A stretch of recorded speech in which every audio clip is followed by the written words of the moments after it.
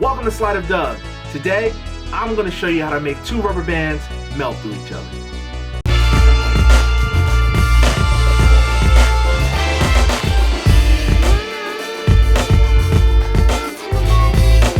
Watch close.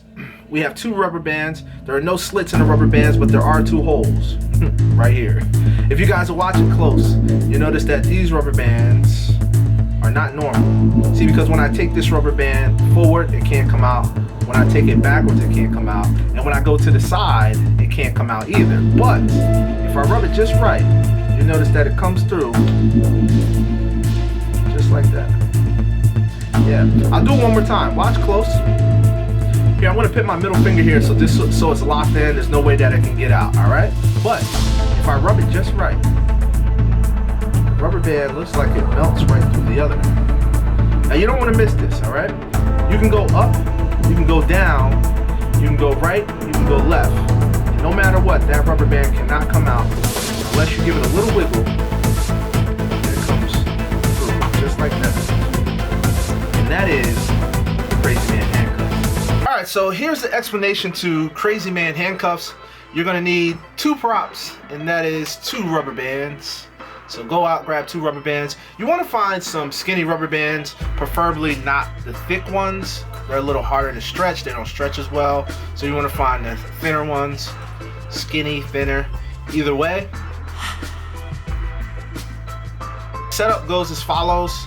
You're going to take both of these rubber bands and you're going to place them on your first finger and your thumb. All right. So it's going to look a little bit like that. And you're going to take the other rubber band and you're going to do the exact same thing, place it on your first finger and your thumb. So it looks like that. And once you do this, we're going to go into the performance of the Crazy Man handcuffs. So let's do that now.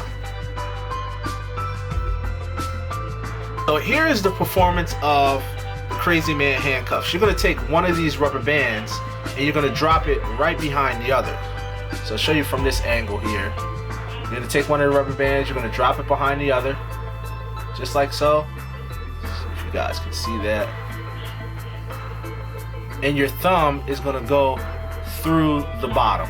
So you're in this locking position here. Okay? So you've got one rubber band locked behind the other. So one is going vertically. It's the one that's locked in behind the one that's going horizontally. Okay? So once you're at this point, you're going to take your middle finger and you're going to place it on top of your pointer finger's fingernail, okay? Which should be in front of the rubber band. All right, the rubber band is now locked in and your thumb is just through the bottom of the rubber band, okay?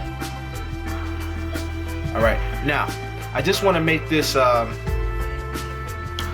to give you a heads up on your left hand. So once again, the rubber band that's going to be locked in is going to be in your dominant hand. With your left hand, this is just going to stay in this position. You're just going to kind of give the rubber band a little tiny stretch with your thumb and your pointer finger, and that's it. Your right hand or your dominant hand is going to be doing all the work. So if you're left-handed, just mirror image what I'm doing. Okay, so you're going to drop the rubber band behind the other. I always lock it in with my middle finger right on the pointer, right on the fingernail.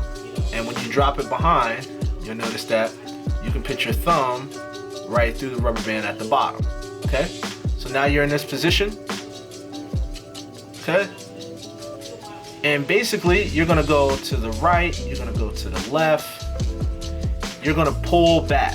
When you pull back, you're going to tip your middle finger down. It's going to grab the rubber band. And you're going to take your first finger and put it in the rubber band at the same point where your thumb is, and then just stretch your fingers and you'll rub and it'll come through. So here, let me show you guys this at a different angle, which may help you out to understand exactly what's going on. First finger is going to go through the rubber band, and then your thumb is going to go through, and you're just going to turn that away from you. So your first finger will be away from you, your thumb will be closest to you. So you're going to be in this position, holding this rubber band horizontally, just like this. Okay? So this finger will be on the side of your audience. And then you're going to take the other rubber band, put it on your pointer finger of your dominant hand, and then take your thumb and do the exact same thing. But rather than point it towards the audience, you're actually going to remove your thumb, drop this rubber band behind the other, just like that, and then put your thumb in through the bottom. Okay? So now you should be in this position. Okay? So that's the position you should be in. It's locked in, right? You've got the rubber band, it's locked in behind the other, just like this. And here are the moves, okay? I'm gonna kind of turn on an angle so you guys can see what's going on. You're actually going to move the rubber band forward and say it can't come out this way. You're gonna bring the rubber band towards you and say it can't come out this way. Now, there's two ways you can do this move.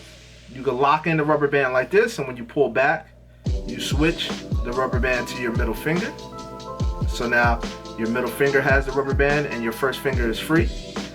Your first finger is then gonna come down into this rubber band, okay, and come right back up. All right, so I don't know if that's the best way for you guys to do it, but there's another way you can do it as well. You can actually pull this rubber band back and create a twist as you switch fingers, and then put your first finger into the same slot as your thumb.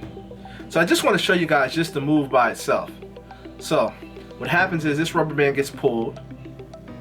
You're going to switch it to your middle finger, like so.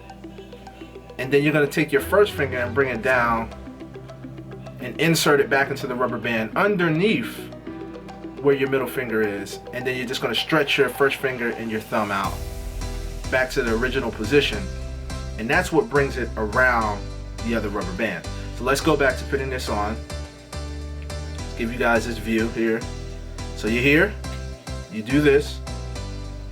You're gonna switch to your middle finger, put your first finger back in, stretch them out.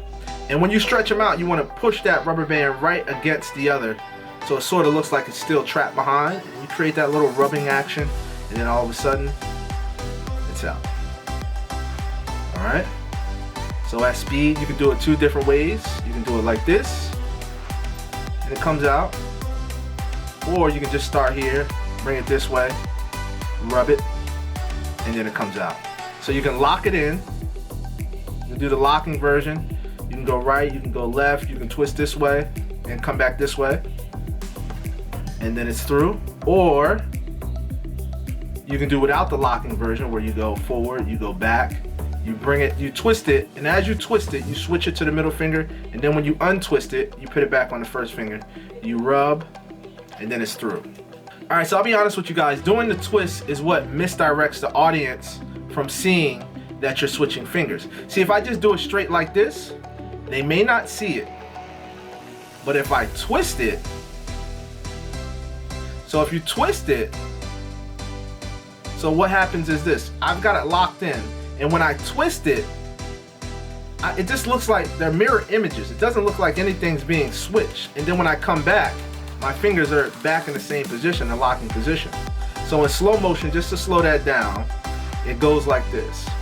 You're gonna twist, and as you get right here, you're in the perfect position to let this rubber band slide onto your middle finger. You just put your middle finger there, grab it, and then take your first finger and put it right there next to your thumb. So you can do all this as you're coming back this way. And then as soon as you're getting ready to come back, just put that first finger in and boom, you can go right back to locking position. So if that works for you, you can do it that way. But if you find that the beginner way is a little easier without worrying about locking it and then bringing it back to that position, you may just want to twist it, switch fingers, and then bring it back. Now, if you do not want to do the twist, you can just practice by going down, going up, bringing it back. And when you bring it back, bring it in a downward action. So it makes it easier to put your middle finger in there, and then your first finger goes back in the rubber band, and then it comes right through. So once again, I'll do that in slow motion. You go forward, you go back. When you get right here in the middle, you're gonna put your middle finger on top as you go down, as you pull this rubber band down.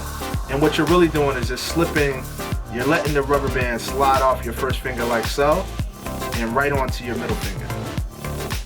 So I'm gonna try to slow this down as much as possible. It's kind of tough to roll a rubber band in slow motion. But what happens is when you pull it back,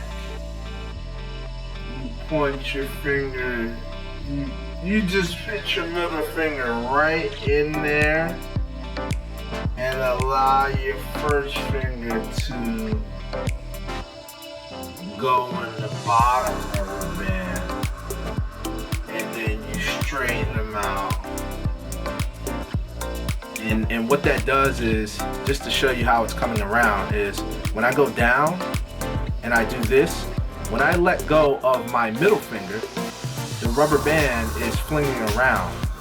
So what happens is, when you switch fingers, the rubber band is like this, okay?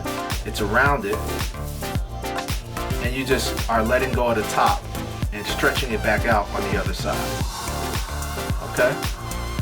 So that's what's happening. Before you go, here's an unusual thought I'd like to leave you with.